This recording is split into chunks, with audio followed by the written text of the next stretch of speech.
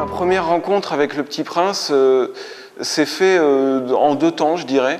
Une première lecture étant jeune et une deuxième lecture très différente, beaucoup plus tard, qui fait comprendre la profondeur de l'œuvre, je pense, parce qu'il y a vraiment deux façons de la lire. Et c'est très bien dit dans tout le début de l'œuvre, quand Saint-Exupéry explique la différence de regard qu'il y a entre le regard des enfants et le regard des adultes sur le monde.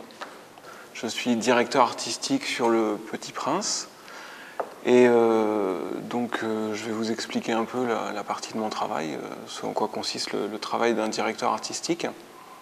Donc comme le réalisateur a dû vous l'expliquer, tout commence par un scénario et ensuite avec ce scénario et avec le réalisateur, on décide un peu dans quel univers va se dérouler l'épisode et puis on va commencer par faire des recherches graphiques pour établir un peu l'ambiance et l'environnement des décors que le Petit Prince et le renard vont parcourir. Et donc on va commencer par une étape préparatoire de croquis qui vont nous permettre de définir par exemple quelles sont les habitations ou quels sont les divers lieux que va traverser le Petit Prince. Et puis ensuite on va, après cette phase de conception, faire des maquettes en 3D de ces décors. Et puis grâce à ces maquettes, on va pouvoir commencer à déplacer la caméra à l'intérieur.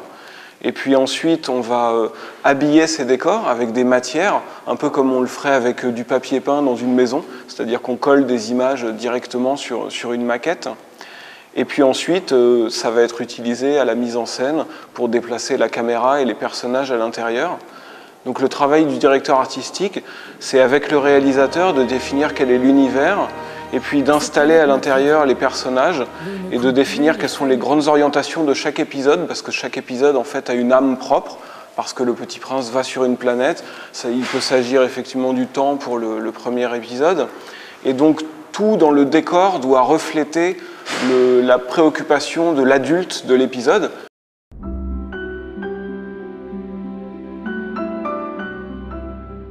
Alors, donc, dans l'équipe, il y a plusieurs postes. Il y a des gens qui vont s'occuper d'abord des décors et d'autres des personnages.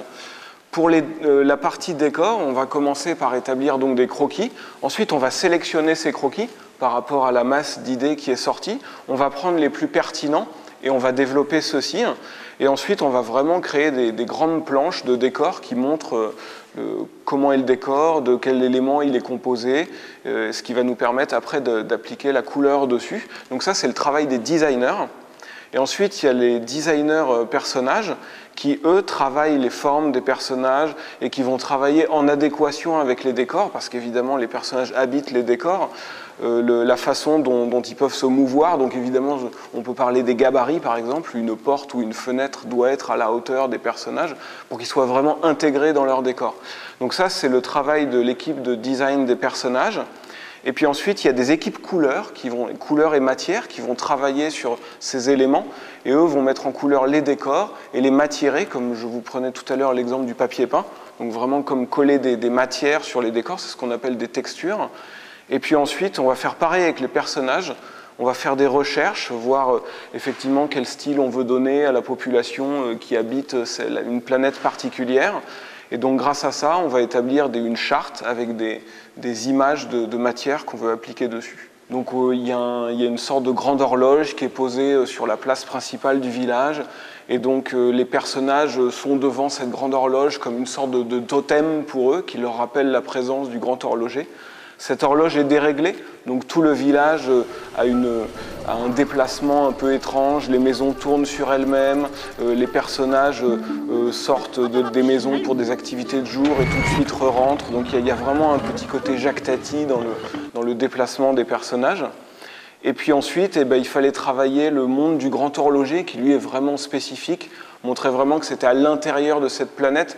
En fait, tous les villages qui peuplent cette planète sont reliés directement au centre de cette grande planète par un gros globe, qui est vraiment l'instrument qu'utilise le grand horloger pour contrôler le temps sur la planète. Je pourrais comparer ça à une sorte de remonteur d'horloge, c'est celui qui va donner le temps à chaque village sur la planète, et quand il ne fait plus son travail et qu'il retombe en enfance, la planète est déréglée.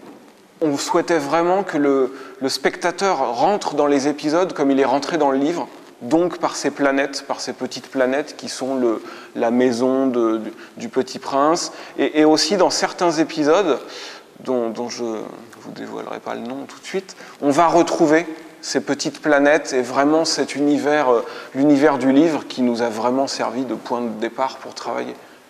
Donc on retrouve B612 avec le globe et la rose, on retrouve les volcans dessus, on retrouve des planètes avec des personnages, on retrouve même des planètes avec un lampadaire, avec un personnage à côté, on retrouve des planètes avec des coffres-forts, on retrouve vraiment l'iconographie du livre.